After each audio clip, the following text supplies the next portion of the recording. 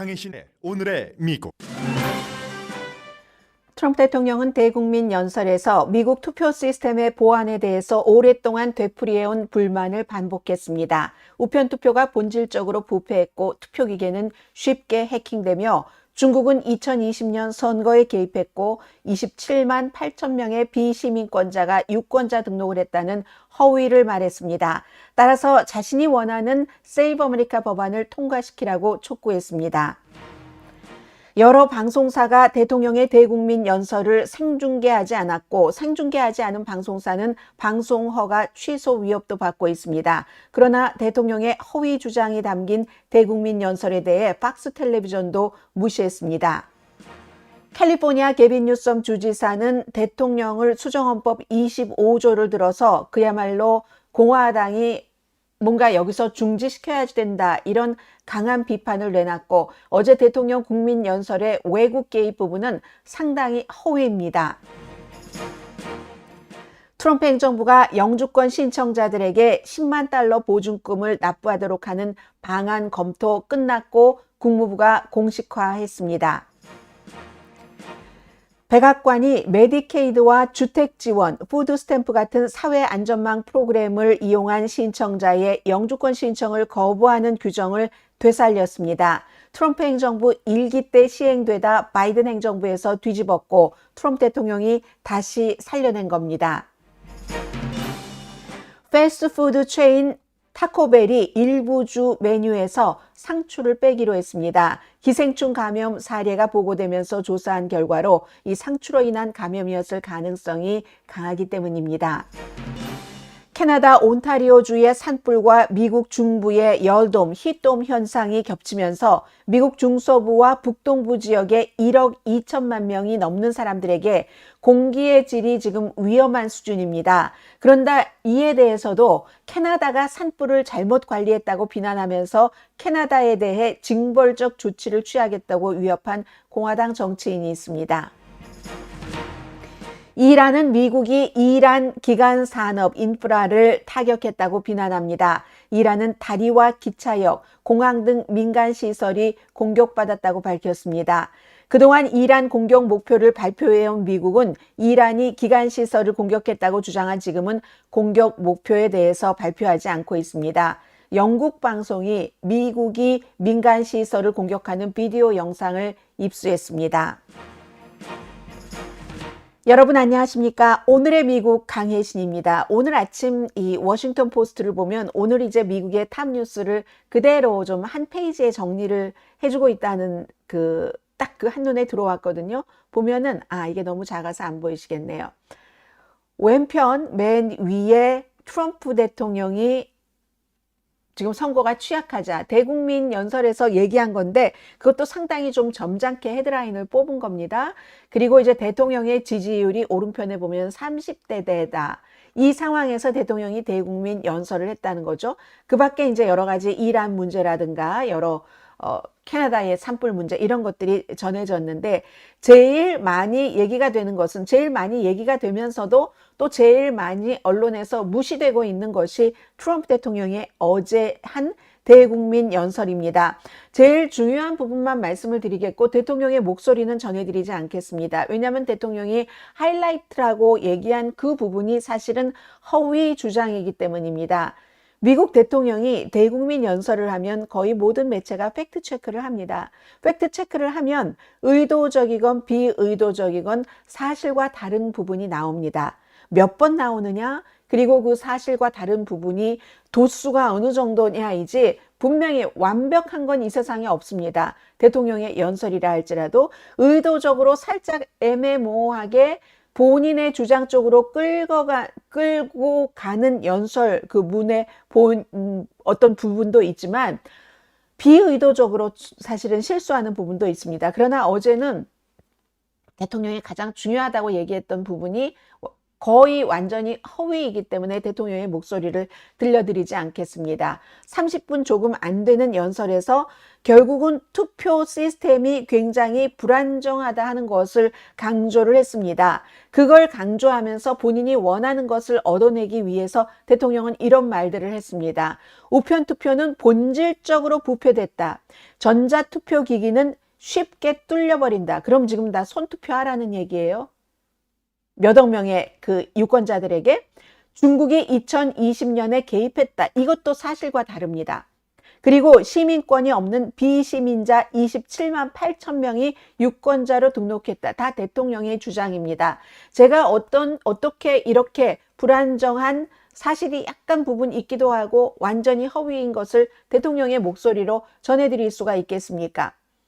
의회에 유권자 신분증 규정을 대폭 강화하는 법안인 세이프 아메리카 법안을 통과시킬 것을 촉구했습니다. 사실 중간 선거를 몇 개월 앞두고 트럼프 대통령이 어제 얘기한 것은 뭔가 앞으로 일어날 선거도 불안정하다?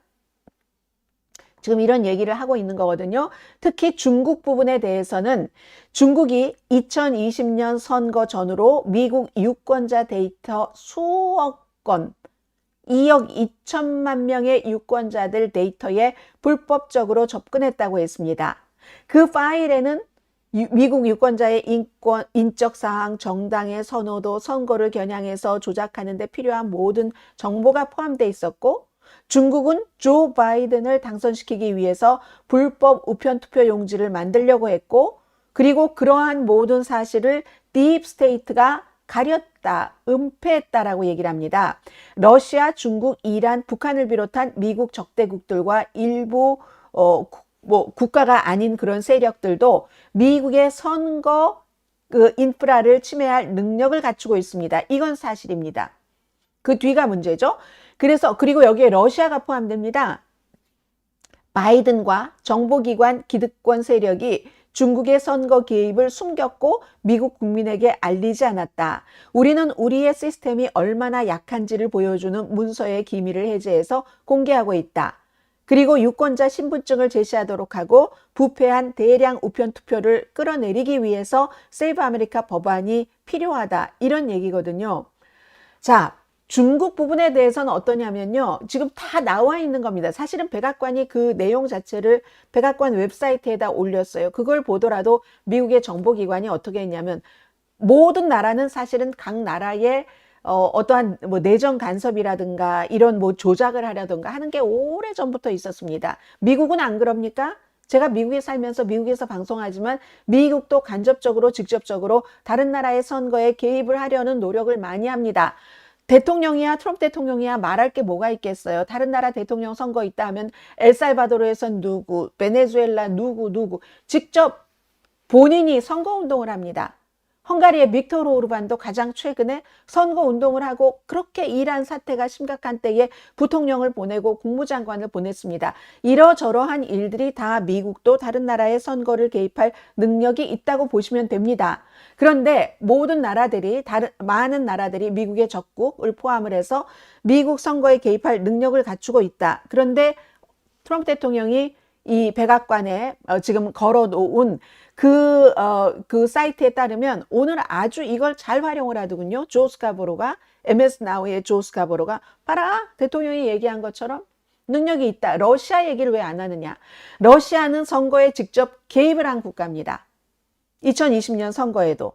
그러나 그 선거에 개입을 했다는 게 잘 알고 계시는 것처럼 소셜 미디어를 통해서 파밍이라고 하죠. 어디서 뭔가를 대량으로 뭔가를 유포를 해요. 미국 선거에 러시아가 원하는 후보를 당선시키기 위해서. 그 후보가 누구였습니까? 트럼프 대통령이었어요. 트럼프 대통령이었습니다. 그래서 미국 정보기관들이 결론을 이렇게 내렸죠. 당시에. 그래서 실제로 그렇게 했지만 러시아도 미국 선거 시스템에 침투해서 부정행위를 하지는 않았다. 그리고 러시아가 파밍, 뭔가를 막 풀어서 대량으로 뭘 살포하고 하는 일은 했지만 그럼에도 불구하고 미국 선거 결과에 영향을 미칠 정도는 아니었다. 그러면 트럼프 대통령이 어제 주장한 것과는 달리 중국이 뭐 어떻게 해서 어떻게 해요? 잊어버리셔도 됩니다. 트럼프 대통령의 허위 주장입니다. 중국도 그런 능력이 있지만 중국은 개입하지 않기로 결정을 했다. 이건 그 당시의 국제 정세를 보면 우리가 확실하게 알 수가 있습니다. 왜요? 중국은 왜 안 했고 러시아는 왜 했어요? 러시아는 트럼프가 되는 게 좋으니까. 러시아가 트럼프 대통령이 돼서 좋았어요? 나빴어요? 지금도 좋고 있습니다. 중국은요?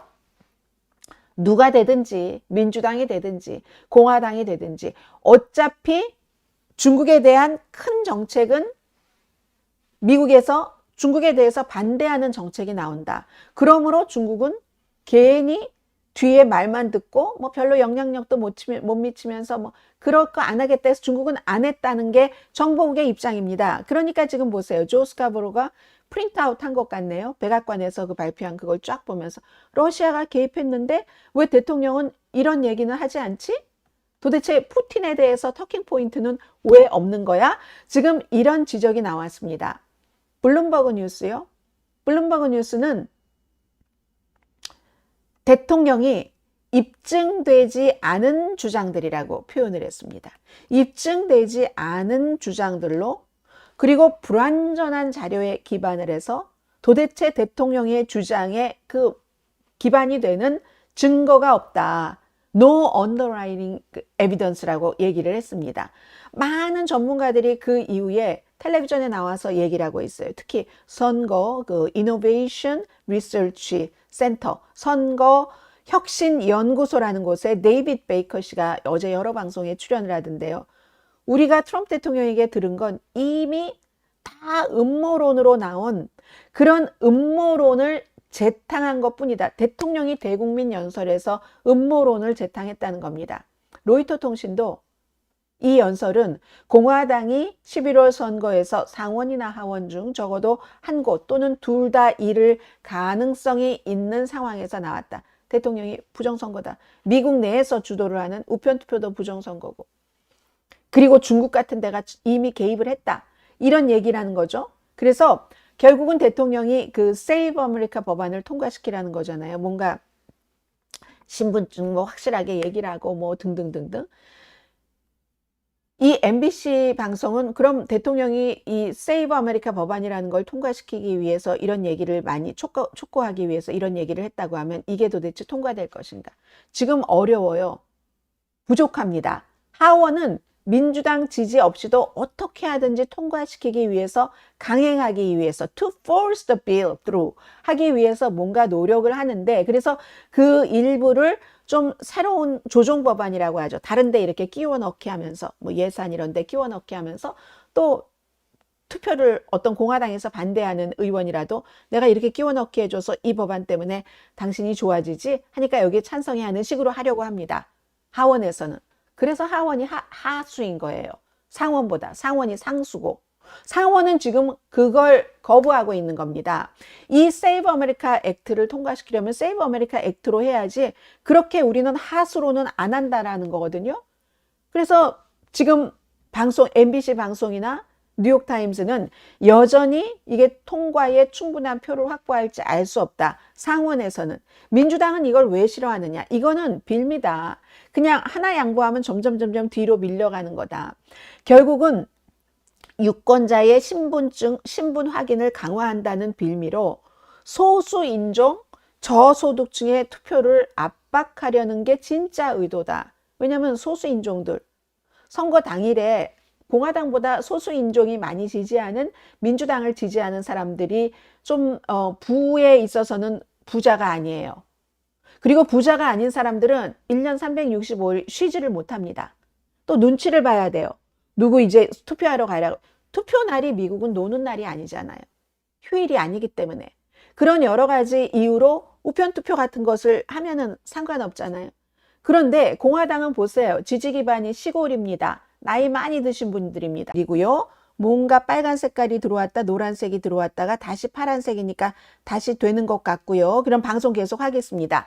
그래서 공화당과 민주당이 그런 차이가 있기 때문에 민주당에서는 한 사람이라도 더 투표를 하자 하는 거고 그리고 심지어는 헤리티지 재단에서도 이게 구조적으로 미국에서 부정투표가 있다는 게 증거가 없다라고 수없이 헤리티지 재단이라는 그런 보수적인 재단인데도 얘기를 했어요. 조사를 해서 조사 결과를 발표해야 되잖아요. 조사할 때는 부정 이런 게 많다는 것을 나타내기 위해서였는지도 모릅니다. 그러나 헤리티지 결론도 뭐 27만 몇 명이요? 그런 사람들이 유권자 등록을 했다고요? 말이 되질 않잖아요. 뭐 불과 몇 명 안 되잖아요. 헤리티지 재단 조사 결과에 따르면. 그래서 대통령이 어제 그렇게 얘기를 하고 나서도 지금 세이브 아메리카 법안 통과는 좀 불투명하다는 겁니다.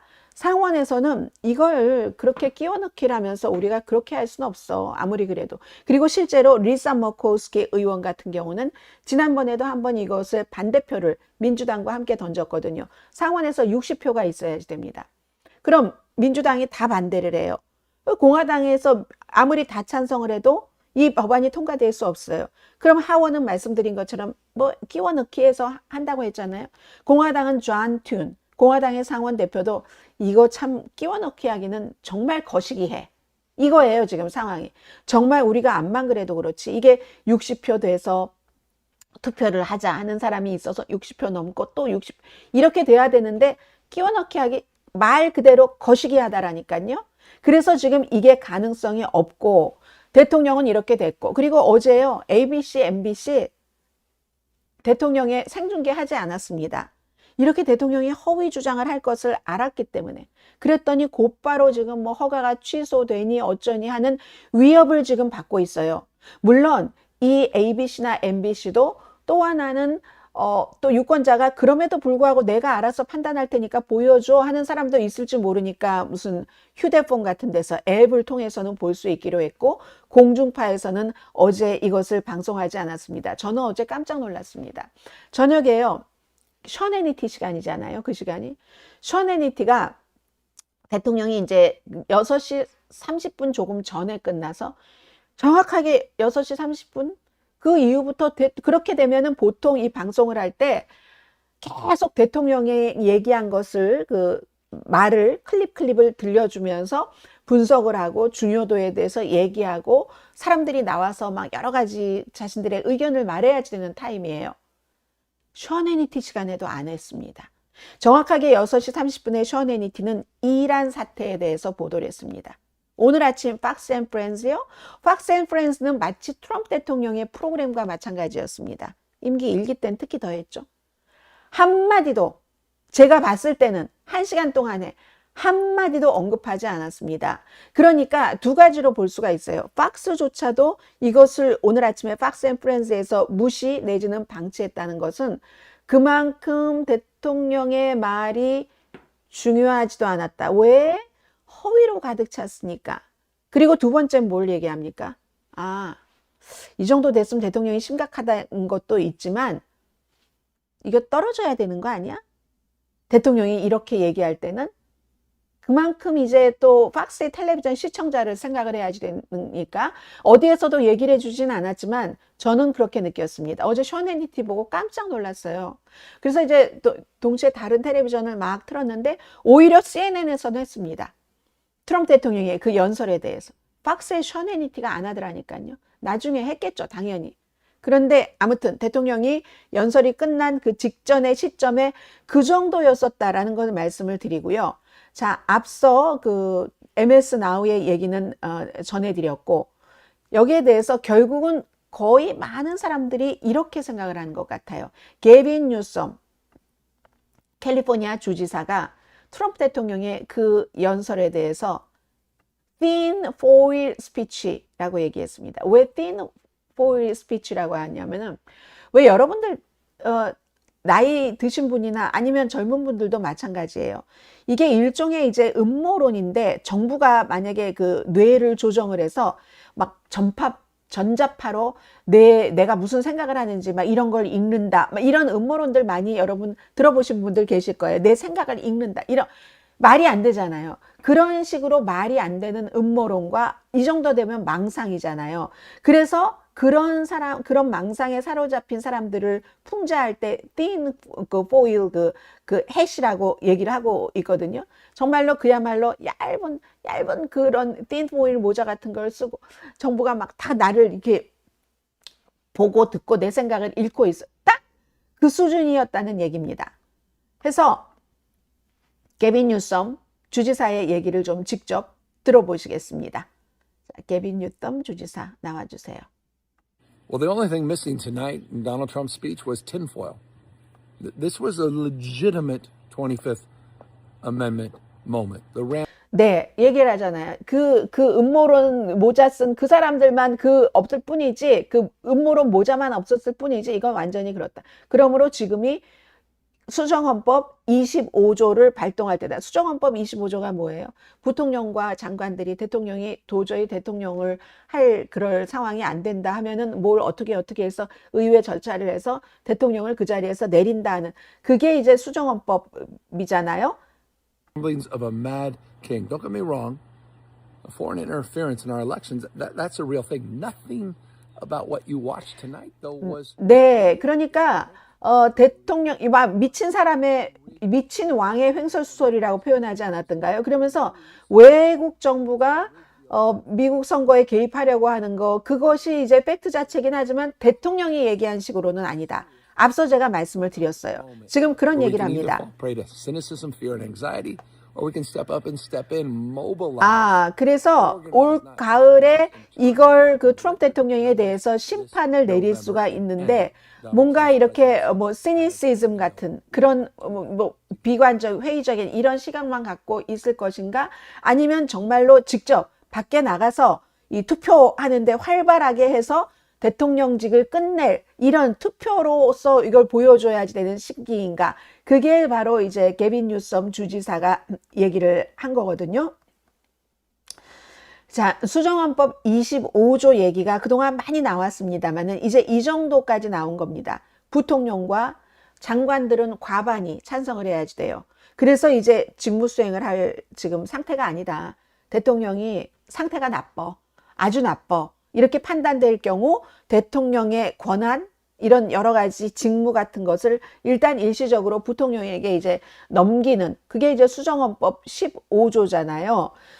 이게 외국 선거 개입이 실제로 존재한다고 게빈 뉴섬도 얘기를 했어요. 그런데 오늘 밤 대통령의 입에서 나온 그런 식으로가 아니다. 오히려 트럼프 대통령은 2026년 선거를 조작하고 싶어 한다 하는 게 게빈 뉴섬 캘리포니아 주지사의 얘기입니다.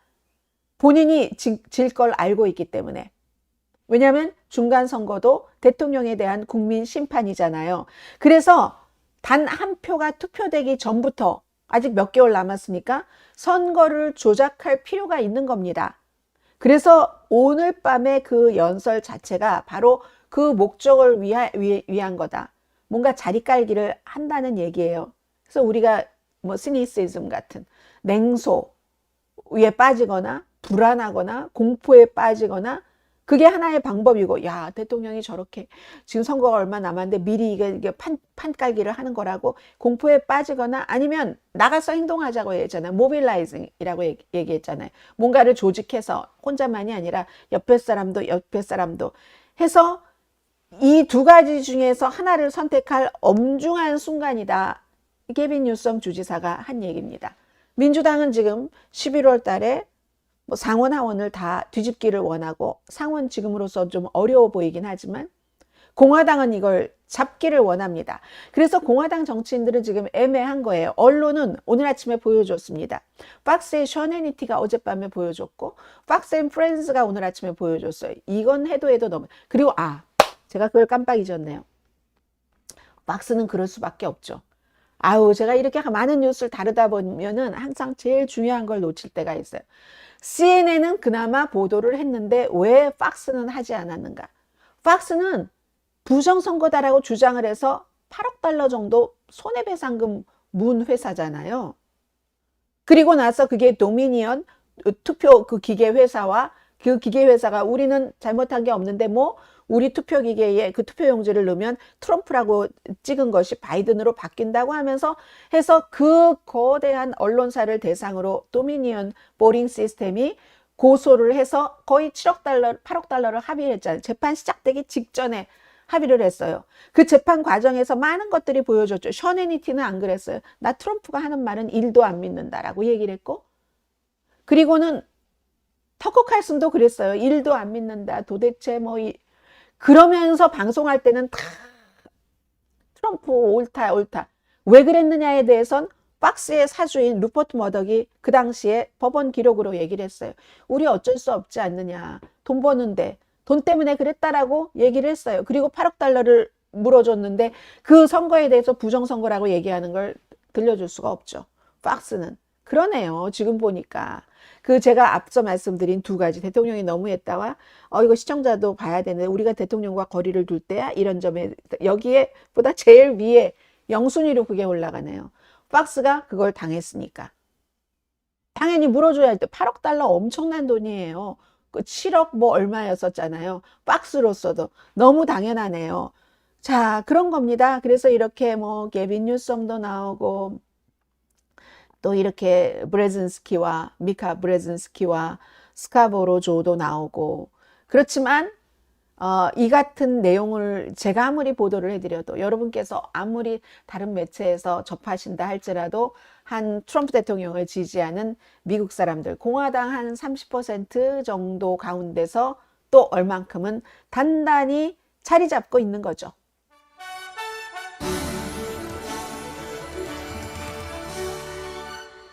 이태원 선생님 안녕하세요. 이태원 2동. 이태원이 1동도 있고 2동도 있어요. 3, 4동도 있나요? 이태원 하면 저는 항상 모든 것을 자동적으로 뉴스로 나오니까 이태원의 그 할로윈 파티 때의 그 참사 이후 아니면 이태원 클래스인가요? 드라마?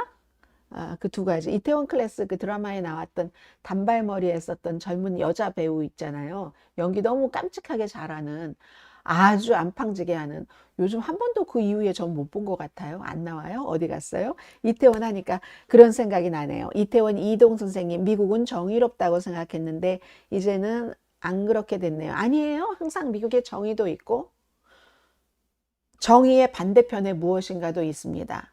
그런데 항상 그 리더가 사람들 안에 있는 정의를 더 많이 표면으로 끌어내느냐 아니면 막 음모론에 해서 막 그냥 구질구질한 이러한 것들을 끌어내느냐 이건 리더의 역할이에요.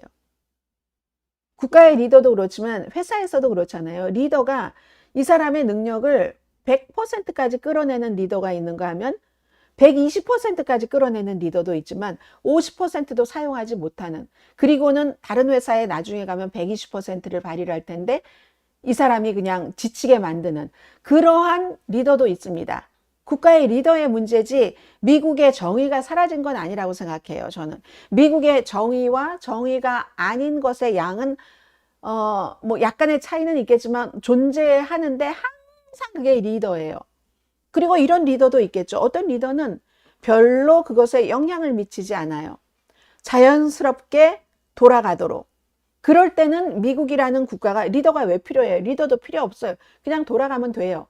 근데 그렇게 그냥 돌아갈 만한 인구는 아니죠. 이미 우리가 그리스, 아테네 뭐 이런 시대도 아니고 어느 동네 마을도 아니고 그렇긴 하지만 어쨌든 리더가 그러면 이것도 저것도 못하는 그런 상황에서 국민들의 완전한 뜻으로만 굴러갈 수도 있겠죠.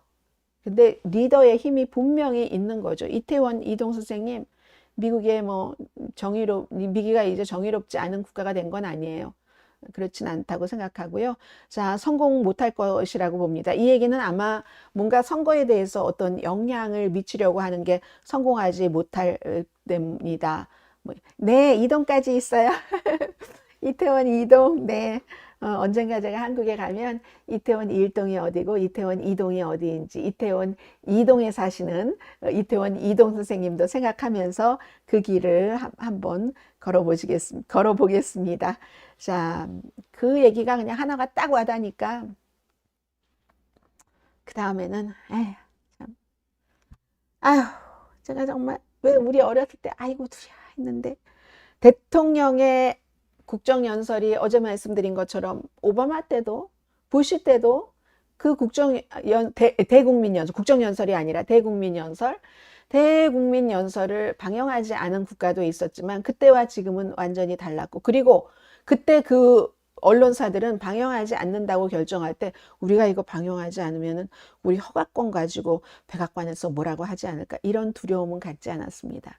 상상도 하지 못했습니다. 기본적으로 그건 신사 대 신사의 계약에도 미치지 못하는 완전한 상식이기 때문에 지금은 위협받고 있다잖아요. 어제 방영하지 않았다고. 사실은 이런 문제들 정말 중요하죠.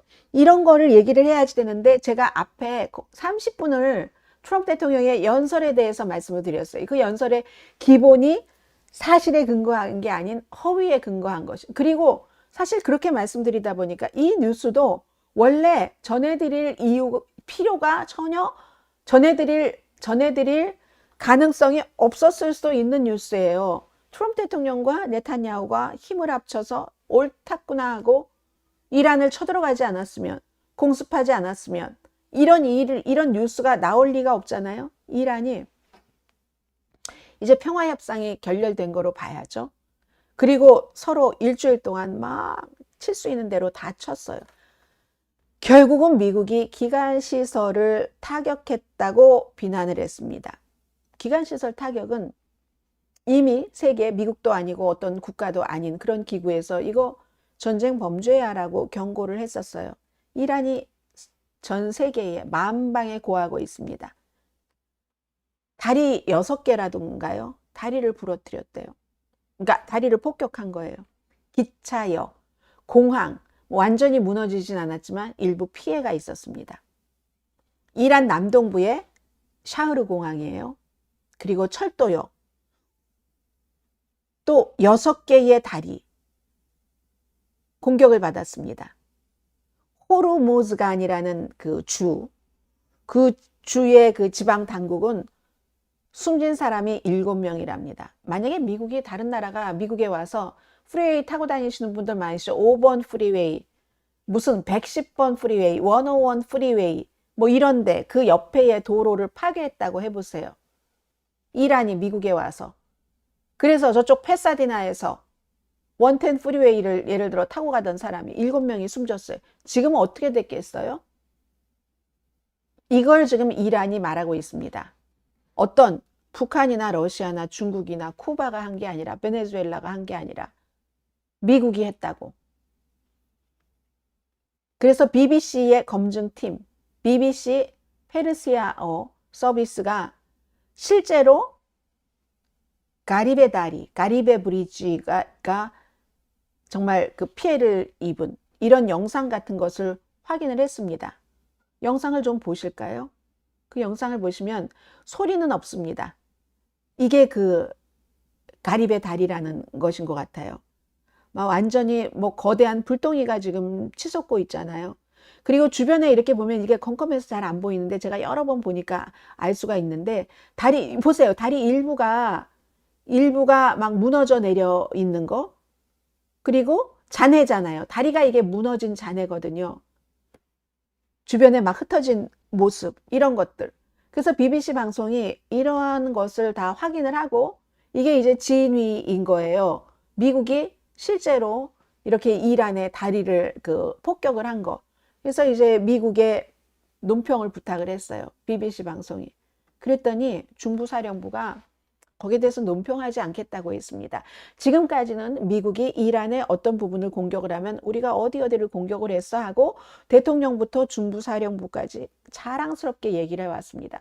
저것도 무너졌고 저것도. 근데 왜 이렇게 아직도 안 무너진 게 많은지 군 시설에 대해서. 그런데 이번에는요. 그냥 더 이상 그 리스트 무엇을 공격을 했느냐. 기자들이 한번 물어봤다가 답 안 난다고 그냥 가진 않잖아요. 물어보니까 뭐 더 이상 할 말 없다. 그냥 이란의 군사 능력을 약화시키기 위한 공습이었다. 물론 민간 시설이에요. 미국이 말하는 게 군사 능력을 약화시키기 위해서 민간 시설을 폭격했다. 그렇게 말할 수도 있고 그럴 수도 있어요. 왜냐하면 뭐가 거기를 건너서 물류가 어떻게 되고 그러려면 그 다리를 통해 뭐 이렇게 말할 수도 있지만 어쨌든 미국도 부끄러운 거 아니에요, 지금. 아니, 부끄러운 게 아니라 세상에서 미국이 다리를 부쉈다, 철로를 부숴버렸다 하는 것을 알기를 원치 않는 거잖아요, 지금 미국이. 결국은. 자랑스러운 일을 했으면 왜 그 알기를 원치 않겠어요. 그리고 트럼프 대통령이 경고한 거죠. 지난주에. 우리가 원하는 식으로 협상에 나오지 않으면 그러면 민간 시설을 공격하겠다고 그 말한 것을 행동에 옮긴 겁니다. 발전소도 공격하겠다고 위협을 했었잖아요. 이 유엔의 인권위원회의 최고 대표예요. 볼커 튀르크. 이분이 민간인 숨졌잖아요. 민간 인프라를 의도적으로 공격, 오폭이 아니라 이거는 사실은 어떻게 보면은 초등학교 그때보다도 더 심각한 거죠. 그때는 설마 그걸 의도적으로 첫날 초등학생들 160 몇 명 숨지라고 거기에다가 공습을 했겠어요? 그건 뭔가가 잘못된 거죠. 지도도 잘못됐다, 뭐도 잘못됐다 해서. 이건 고의였던 거 많잖아요. with intention. 의도를 가지고 공격한 거. 의도를 가지고 민간인이나 민간 시설을 공격하면 전쟁 범죄라는 걸 꼭 유엔의 무슨 인권의 최고 대표가 얘기를 해줘야지 압니까? 이런 일들이 있으면서 이란도 당연히 공격하죠. 이란의 혁명수비대가 뭐 오만에 있는 미국 뭐 해상 감지 레이더. 이란이 미국에 와서 아니면 이란이 미군이 아닌 민간인을 이렇게 숨지게 하지 않잖아요. 이 게임에서도 사실은 미국이 신사성을 엄청 잃은 거예요. 민간인이 사용하는 그런 것을 공격을 했기 때문에 이란은 오만에 있는 미군 해상 감지 레이더 기지, 쿠웨이트, 바레인 안에 그 표적을 지금 공격을 했고요. 또 시리아에 있는 미국 특수작전 사령부 지휘부도 공격을 했다고 이렇게 나오고 있습니다. 그리고 호르무즈 해협 풀렸어요. 안 풀리고 있죠. 점점 더 조여들고 있습니다. 그래서 국제에너지기구의 그 사무총장도 파리피 비룰인가요? 이렇게 몇 주일 더 가면은 굉장히 걱정된다. 에너지 분야에 있어서 지금 이란은 그 상태라는 것 말씀드립니다.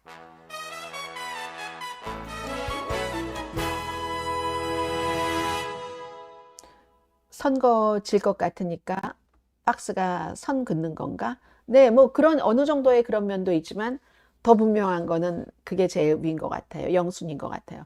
박스가 부정선거 그런 주장을 해서 벌을 받았기 때문에 법원에서 얼마나 박스가 돈을 많이 쓰고 변호를 했겠어요. 변호하면 뭐합니까? 팩트가 너무나 분명한데.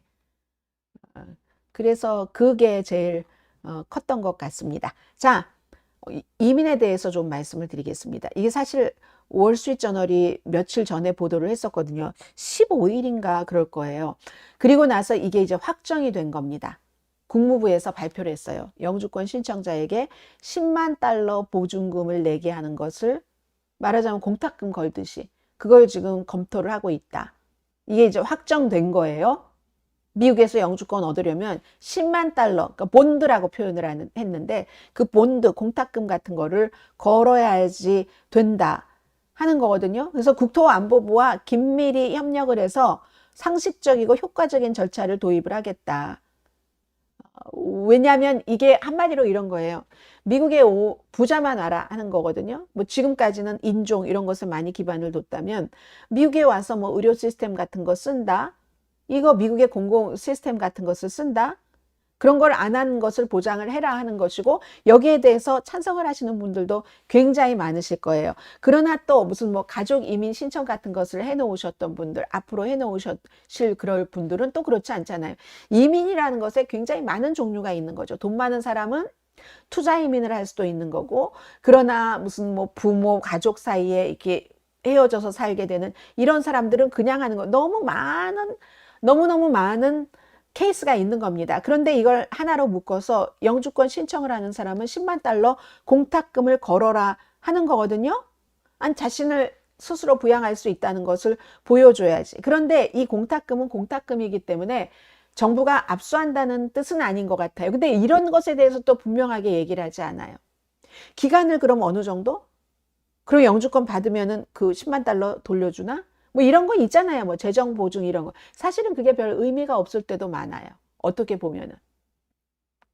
남에게 꿔서 은행에다가 입금했다가 나중에 그 일이 끝나면 그 갚으면 되니까. 이런 식으로. 가족 가운데서도 누가 이렇게 영주권 초청을 해서 신청이 됐으면 10만 달러 가족끼리니까 그냥 꿔줬다가 어쨌든 부자들만 어떻게 된다 하는 효율은 꼭 그렇지 않을 수도 있고 이건 너무 나간 얘기인지는 모르지만 지금까지는 대규모 추방으로 불법 이민을 단속을 했고 그 뒤에 이제 뭐 원정 출산 이런 것도 단속을 했어요. 이거 6자리 숫자예요. 10만 달러면은 이 비용.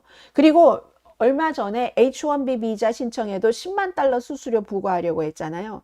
연방 판사가 무효로 판결을 했습니다. 행정부가 이거 권한 넘겼네. 그리고 이건 완전히 H1B 비자 같은 것은 미국에서 미국 사람들 써라 하는 게 지금 트럼프 대통령의 주장이지만 있으면 왜 안 쓰겠어요. 부족하고 또 뭐 숙련된 모잖아요. 뭐 일도 잘하잖아요. 해외에서 데리고 오면은. 그러니까 그런 거. 그리고 그 사람들은 보통 3년 미국에 체류하고 그 이후에 뭔가 수속이 따로 있지만 이 영주권자와 같은 경우는 좀 다르죠. 그때도 10만 달러, 지금도 10만 달러. 이것도 아마 뭐 소송 들어가지 않겠어요? 그래서 미국 내에 이참에 한번 알아두시면 영주권 신청을 하려고 하시면은 미국 내에서 하는 것과 미국 밖에서 하는 게 이게 액수가 달라서 미국 내에서 하면은 표준으로 한 1,440달러 폼 485잖아요. 그리고 뭐 여기에 뭐 다른 것들이 좀 붙으면 취업 허가증이라든가 뭐 이런 것을 다로 신청을 해야지 되면 추가로 비용이 듭니다. 해외에서 신청하면 조금 작게 들어요. 일단 수수료 325달러를 내고 비자가 승인이 되면은 또 무슨 뭐 여러 가지 또 나중에 절차가 있기 때문에 235달러 이렇게 되는 거거든요. 그러면 보세요. 원래 미국에서 신청하면 1,440달러. 해외에서 신청하면 325달러 플러스 maybe 플러스 235달러. 그런데 지금 10만 달러예요. 합쳐도 1,500달러, 한 600달러 정도인데 그게 10만 달러로 이를테면 보증금을 요구하는 것은 엄청나게 큰 거잖아요. 나중에 환불한다는데 그럼 나중에 그 기간이 언제라고 하지 않잖아요. 영주권 받으면 곧 준다도 아니고 그럼 시민권 받을 때까지라는 거야? 뭐라는 거야? 모르는 거죠.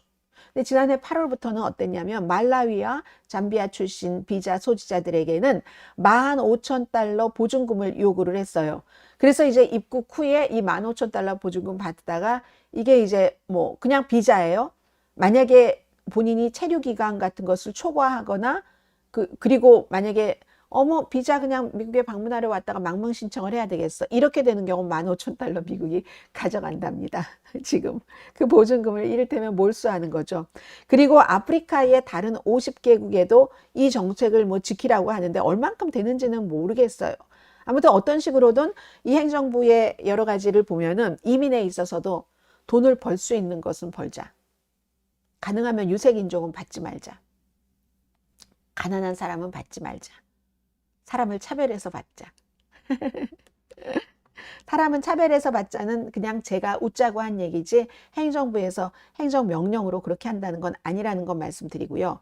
그리고 이거 이제 백악관이 다시 트럼프 대통령 임기 1기 때 했다가 법원의 판결로 안 됐다가 바이든이 완전히 없앴다가 이번에 다시 하게 된 겁니다. 그냥 이민 이런 것과 관련이 없는 분들은 그냥 이민자에 대해서 뭔가가 불편한 일들이 일어나는구나. 그게 이제 행정부의 정책이구나 정도만 생각하시면 될 텐데 백악관이 발표를 했어요. 메디케이드, 주택지원, 푸드스탬프 같은 안전망 프로그램을 이용하고 있는 이 신청자 영주권 신청자를 말합니다. 영주권 거부할 수 있는 규정을 지금 되살린다는 거예요. 이게 공적 부조라고 우리가 얘기를 했었잖아요. 퍼블릭 차지라고 영어로 그렇게 얘기를 해서 그래서 이제 영주권 신청자의 경우는요. 바이든 행정부 때 어땠냐면 캐시 보조 받는 사람만 이 사람 영주권 줘야 돼 말아야지 돼 하는 것을 고려를 했었거든요. 그러니까 사실은 뭐 그리고 상한, 제한 이런 걸 두지 않았습니다. 근데 지금은 이제 공적 부조 어떤 형태로든지 한 번만이라도 이용을 했어도 모두 영주권 신청조차도 할 수 없게 될 수도 있다 하는 얘기거든요. 그리고 뭐 나이도 보고 교육 수준도 보고 모두 보고 건강 상태도 보고 이런 거 다 얘기해서 뭐예요. 그거 트럼프 대통령 임기 2기 들어와서 소셜 미디어를 그 제대로 되고 있는지 모르겠어요. 소셜 미디어까지 샅샅이 뒤진다 이랬었는데 그래서 이 새로운 규정은요. 60일 뒤부터, 지금부터 한 2달 뒤부터 적용을 한답니다. 적용은 한다고 하는데 이게 비판하는 사람들이 너무 많은 거예요. 구체적인 뭐 기준과 지침도 없이 이거 이민 당국에 너무 과도한 재량을 두는 거다. 그렇게 되면 어떻게 되는가? 미국 이민 전문 변호사협회의 벤저민 존슨 사무총장입니다. 새로 들어오는 이민자를 넘어서 이게 중요한 겁니다. 가족 중 일부가 서류 미비자인 그런 가정들이 있잖아요. 그런 가정들을 겨냥한 거다. 그럼 가족 중 일부가 서류 미비자라고 하면 부모는 시민권자가 아닌데 아이는 시민권자일 수도 있고, 그런 혼합 가정에서 누구는 시민권자인데 누가 이민권 신청을 해야지 되는데, 어머, 우리가 이걸 받아서 이 사람한테도 영향을 미쳐 하면서 실제로 건강 이런 게 위험해서 뭔가 보조를 받아야 되는데도 안 받을 사람이 늘어날 수 있다는 겁니다. 그럼 이건 너무 근시안적인 거기 때문에 장기적으로는 그런 사람들이 나는 합법한 메디케이드 이런 거 갖고, 메디케이드 맞죠? 갖고 있는 사람인데 우리 가족 중에 누군가가 이걸 영주권 신청을 하는데 내가 이걸 받았다고 이게 뭐 잘못될까? 이렇게 두려워하면서 이 사람이 의료 치료를 받지 않아요. 그러면 어떻게 됩니까? 병세가 악화돼서 나중에는 치료비가 더 들어갈 수가 있어요.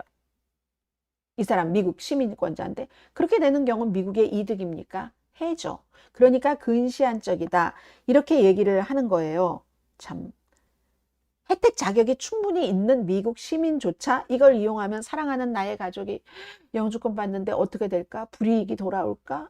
불편해질까? 해서 저는 지금 병원을 말씀드렸지만 푸드스탬프 지원을 받는 분들도 계실 테고 각종 지원을 받는 분들이 계실 겁니다. 그럼 그 여파는 지금 한 가정을 예로 들어서 말씀드렸지만 전국적으로 그럴 수 있는 악영향을 미칠 수도 있다. 반대하는 사람들의 입장이고 그렇습니다. 그래서 미국에서요 5명 가운데 1명이 메디케이드에 가입돼 있습니다. 그리고 12% 푸드스탬프 영양보조 받고 있습니다. 그리고 뭐 당연히 이런 분들 합법적으로 미국에 거주하는 사람들만 받을 수 있는 거죠. 자, 그런 일이고요. 해서 트럼프 행정부가 다시 이제 연방 정부에 할 수 있는 그 권한을 활용을 해서 뭐 병원에 가는 거, 뭐 마트에서 음식 사는 거, 세금 신고하는 것조차 두려워하게 하고 있다. 이게 이제 전국 이민법센터의 자문이신 사라 크리거 이분이 이제 얘기를 한 겁니다. 공포 같은 것을 조성을 하고 결국은 백인이거나 아니면 부자거나 이런 사람들만 환영하겠다는 미국을 만들려고 하는 것이다라는 겁니다. 그러면 이게 어떻게 되는가? 트럼프 행정부 일기를 생각해 보시면 일기 때도 퍼블릭 차지라고 해서 이 공적인 지원을 받는 사람들 그때 이것을 막겠다 하는 이 사람들의 신청 같은 거 막겠다 하는 것을 처음으로 했어요. 그래서 그 당시 규정에 따르면 36개월 기간 동안, 이번에는 그것도 없어요. 36개월 기간 동안 지정된 어떤 그 정부의 보조를 받았다. 보조도 뭐 여러 가지를 동시에 받을 수도 있잖아요. 메디케이드도 받고 푸드스탬프도. 한 가지 이상을 12개월을 초과해서 받은 그런 지난 36개월의 기간 동안 그런 사람들은 심사관이 영주권 신청했어도 거부할 수 있다. 이거였거든요. 그렇게 됐어요. 그래서 이제 푸드 스탬프를 포함해서 메디케이드, 뭐 주택 지원 받은 이런 사람들 아주 그 심사 대상에 포함을 해서 소송이 엄청나게 많았어요. 소송이 엄청나게 많았는데 트럼프 임기 일기 때 이미 연방 대법원은 기울어진 운동장, 보수가 많았습니다. 그래서 그때 연방 대법원까지 이제 소송이 올라갔잖아요. 근데 연방 대법원이 심의가 되는 동안에도 트럼프 대통령이 원하는 그걸 시행을 하도록 해주도록 그렇게 했었어요. 그리고 나서 바이든으로 대통령이 바뀌었죠. 바이든으로 바뀌어서는 취임하고 몇 개월 만에 이것을 더 이상 우리가 법정 소송 같은 것 하지 않겠다. 법정 소송을 한 건 트럼프 행정부가 이걸 계속 시행할 수 있게 해달라고 법적 소송을 한 거잖아요. 근데 행정부가 바뀌어서 이민에 대한 입장이 반대이기 때문에 우리 더 이상 하지 않겠다 했고 바이든 행정부에서는 이제 일부 캐시 지원을 받는 사람 심사 대상에 올리고 나머지는 이전으로 돌렸었죠. 근데 이걸 다시 트럼프 대통령이 가지고 온 겁니다. 임기 1기 때보다 훨씬 까다롭게.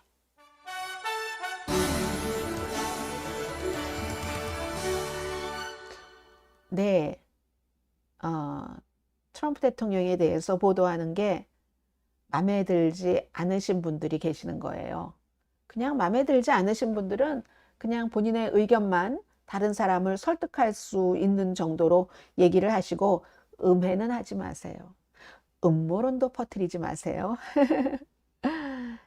자, 이번 소식을 들으니 한국은 아주 노동자들에게 제대로 사회 서비스를 주고 있는가? 라는 고뇌와 반성이 들려오네요. 트럼프 대통령을 좋아하는 사람들은 사실을 말하면 꼭 디스한다고 해요. 아, 저에게 트럼프 대통령 디스한다고 어떤 분이 그러셨나 보네요. 저는 그분이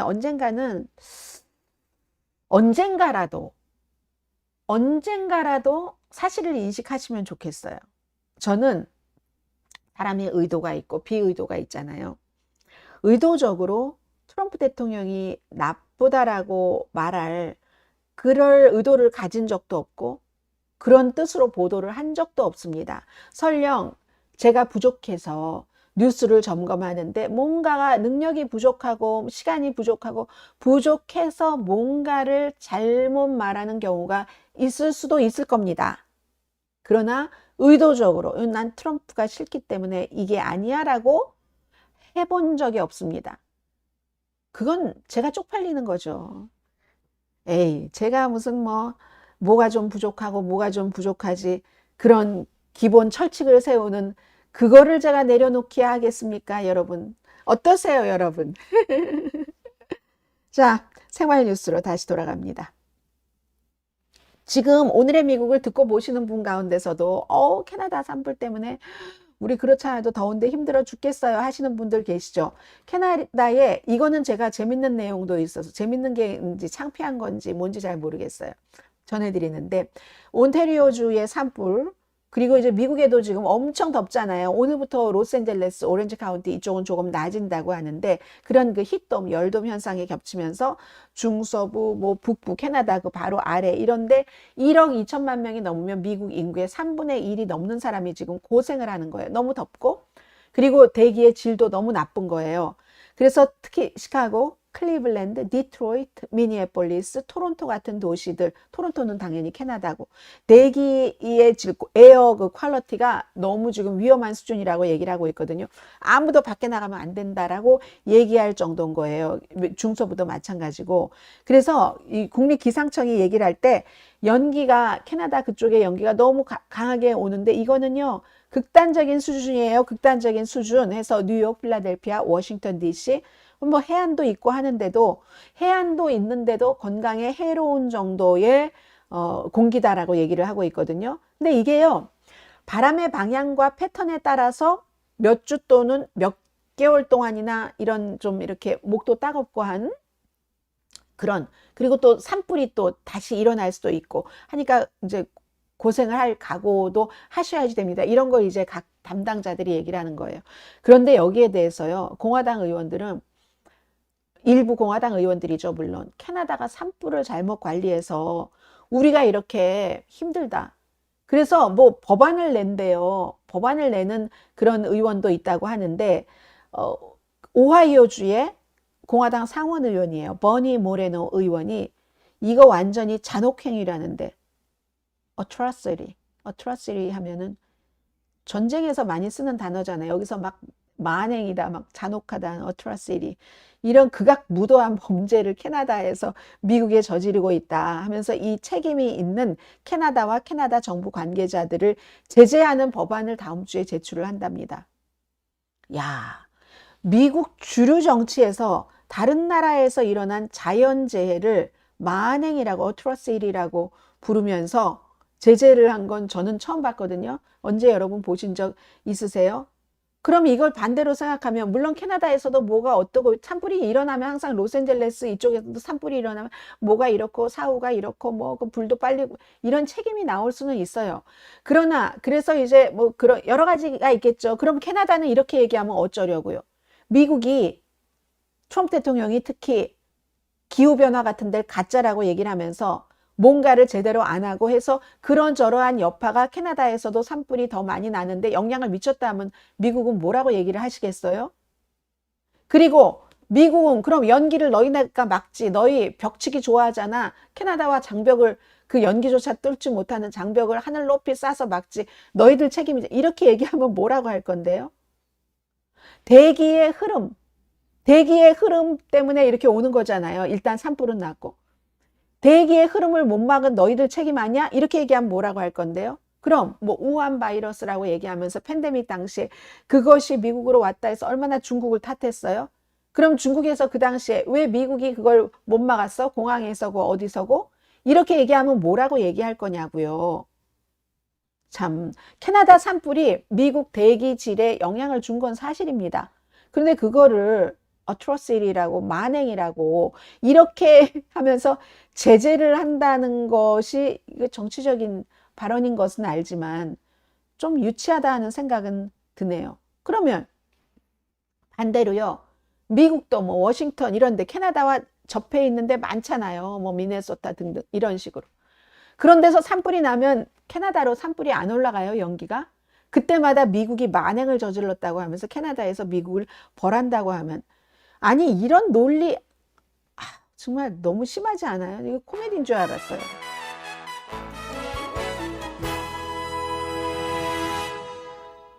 자, 오늘 마지막 뉴스입니다. 타코벨이 타코벨이 어디 갔어요? 금방. 타코벨이 지금 레터스 아이스버그예요. 뭐 상치도 여러 종류가 있으니까 아이스버그. 왜냐하면 타코에 저 그거 맛있어요. 타코에 우리 양배추 두꺼운 것도 채 썰어서 넣지만 아이스버그 그 얇은 것도 채 썰어서 넣으면 얼마나 맛있어요. 그냥 물이 쪽 나오면서 그거를 일부 주에서 어느 주라고는 얘기 안 했네요. 막겠다는 겁니다. 왜냐하면 최근에 얘기를 한